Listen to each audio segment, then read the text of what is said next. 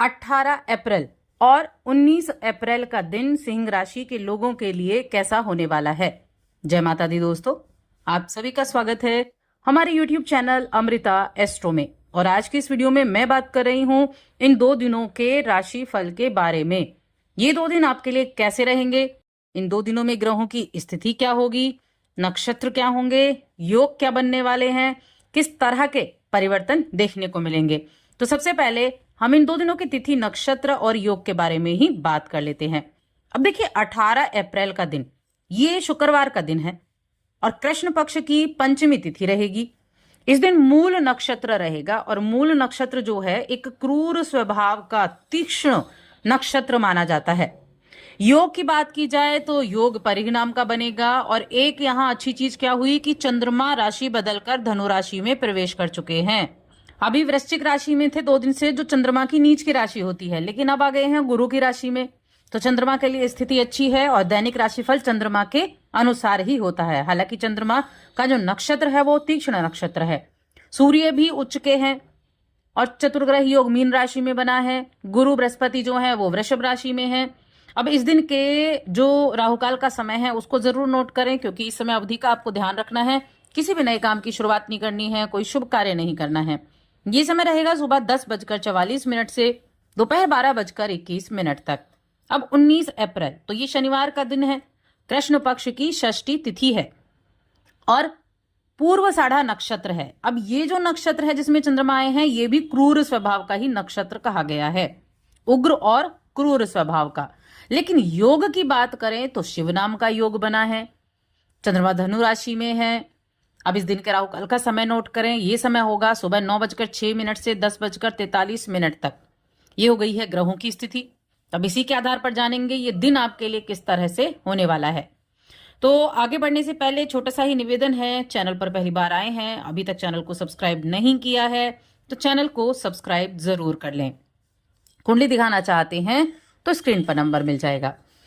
तो सबसे पहले 18 अप्रैल की बात करेंगे। अब देखिए, सिंह राशि के जातकों के लिए अगर देखा जाए तो जो चंद्रमा की स्थिति है वो आपके पंचम भाव में है, यानी कि त्रिकोण में चंद्रमा पहुंच गए और पंचम भाव में चंद्रमा अच्छे रिजल्ट देने वाले होते हैं। अभी तक चौथे घर में नीच के हो गए थे, हालांकि वहां नीच के होने के बावजूद भी उतना ज्यादा नेगेटिव नहीं था, लेकिन फिर भी अभी आपकी राशि के स्वामी भी उच्च के हैं, चंद्रमा है वो भी अच्छी पोजीशन पर बैठे हुए हैं, गुरु की राशि में है। तो यहाँ क्या होगा, आपकी हेल्थ अच्छी हो जाएगी, क्योंकि चंद्रमा अच्छे हैं तो हेल्थ अच्छी है। सेहत की चिंता करने की बिल्कुल जरूरत नहीं है, अपने काम पर पूरा फोकस कीजिए। आसपास के लोग आपकी बातों से बड़े प्रोत्साहित हो सकते हैं, आपकी बातों को बड़ा तवज्जो दे सकते हैं। आज आप बड़े ही आरामदायक तरीके से काम करेंगे और उस काम को कर कर संतुष्टि का अनुभव भी करेंगे। कई बार होता है जब आपके सामने कोई ऐसी चीज आ जाए जो आप भूल गए थे और वो अचानक से आपके सामने आ जाए, तो बड़े एक संतुष्टि, एक अप्रत्याशित रूप से वो चीजें आपके सामने आती हैं तो बड़ा खुशी होती है। वही अनुभव आज आपको होने वाला है। आप खुद को बड़ा ही उत्साह से भरा हुआ पाएंगे और इस प्रकार की सुखद घटनाएं जो हैं वो बड़ी अच्छी होने वाली हैं। तो देखिए, आप ये कह सकते हैं कि आज किस्मत बेहतर रहने वाली है, इसीलिए उसका फायदा उठाना भी तो जरूरी है और अपने काम पर ध्यान देकर आज खुद को भाग्यशाली जरूर समझें। शुरुआत से ही मन में पॉजिटिविटी लेकर चलेंगे, खुद को भाग्यशाली समझेंगे, वैसे भी मन की स्थिति ठीक रहने वाली है। जो हासिल करना चाहते हैं उसको हासिल भी कर पाएंगे और आपको उसके द्वारा अच्छे परिणाम भी मिलने वाले हैं। सबसे जो ज्यादा अच्छा दिन रहने वाला है वो रहेगा बिजनेस करने वाले लोगों के लिए। आज बड़ा अच्छा योग बना हुआ है, कामकाज बड़ा अच्छा चलेगा, काम में मन भी लगेगा, तो ये चीजें अच्छी रहेंगी। साथ में उनकी बात की जाए जिनके संतान है और शिक्षा ग्रहण कर रही है, तो उसकी शिक्षा पर पैसे खर्च होने का योग भी बना हुआ है। उनकी शिक्षा के मामले में स्कूल चेंज कराना है, कॉलेज में एडमिशन कराना है, इस तरह की चीजों रहेंगी तो वहां भी खर्चे का योग है। तो एक तो है कि ये खुशी की बात भी है, दूसरा खर्चा हुआ, लेकिन उसमें कोई दिक्कत नहीं है क्योंकि आपने अपनी संतान की शिक्षा पर खर्च किया है। घर और दोस्त, इन दोनों के बीच में एक अच्छा सामंजस्य बनाकर रखना है। ऐसा ना हो ज्यादा दोस्तों में ही आप टाइम बिता रहे हैं, घर में कम टाइम बिता रहे हैं, तो ऐसा बिल्कुल भी ना करें। इसके अलावा ये समय ऐसी चीज़ों के लिए भी अच्छा है जब आप दूसरे लोगों से या फिर दूसरे जगहों से अपने संपर्क बना सकते हैं, उसके लिए भी एक बेहतरीन अवसर आपको देखने को मिल सकता है। तो ये शाम का समय काफ़ी अच्छा रहेगा आपके लिए। धन संपत्ति के मामले में ठीक ठाक है। आज शाम का समय ज़्यादा शुभ दिखाई दे रहा है। आप पैसे आने के योग भी शाम के समय में बने हुए हैं।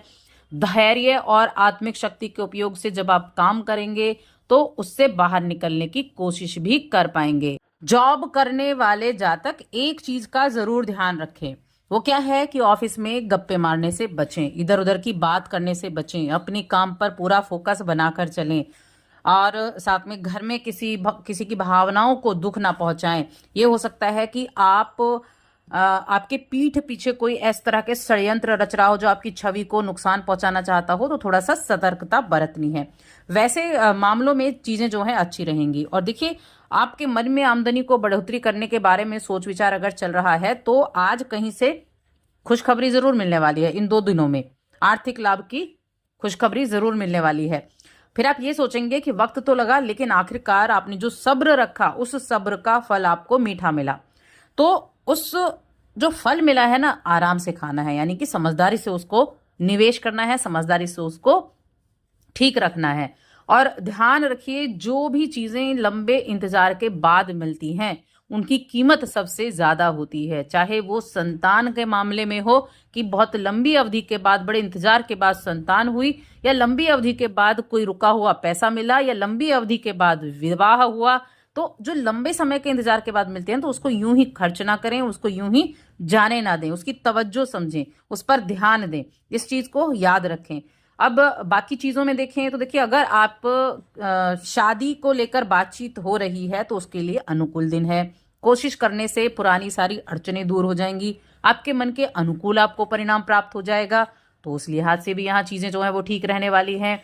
और साथ में आप किसी चीज को जब बड़ा मन लगाकर चाहेंगे ना, मन में चल रहे हैं विचार कुछ प्राप्त करने के, कुछ होने के, तो आप देखेंगे वो चीजें आपको फुलफिल होती हुई नजर आएंगी। पंचम में बैठकर जो चंद्रमा है वो 11वें घर को देख रहे हैं। अब 11वां घर क्या है?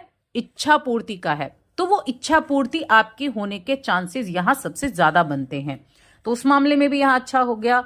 तो हम ये कह सकते हैं कि दोनों दिन वैसे तो अच्छे हैं, बहुत सारे मामलों में अच्छे हैं, लेकिन जो चंद्रमा का नक्षत्र है ना, वो थोड़ा तीक्ष्ण नक्षत्र है, थोड़ा सा उग्र नक्षत्र है। उग्रता पर ध्यान रखना है। आपकी राशि के स्वामी भी अभी उच्च के चल रहे हैं, तो लाभ मिलने की गुंजाइश तो बहुत ज्यादा है, पर थोड़ा ध्यान रखें। मन में कुछ ना कुछ ऐसी चीजें आती रहेंगी, एकदम से गुस्सा आ गया, उस पर कंट्रोल करना है, उस पर ध्यान रखना है। बस इस चीज का ध्यान रखें। एक उपाय जरूर करें। कोई भी आपको ऐसा अपंग व्यक्ति मिलता है जो चल नहीं पाता है, अपंग व्यक्ति, अपाहिज व्यक्ति, तो उसकी कुछ ना कुछ सेवा जरूर करें। किसी भी तरीके से कर सकते हैं, पैसे से, खाने से, किसी भी तरीके से। और साथ ही चैनल को सब्सक्राइब कर लें। तो आज की इस वीडियो में इतना ही।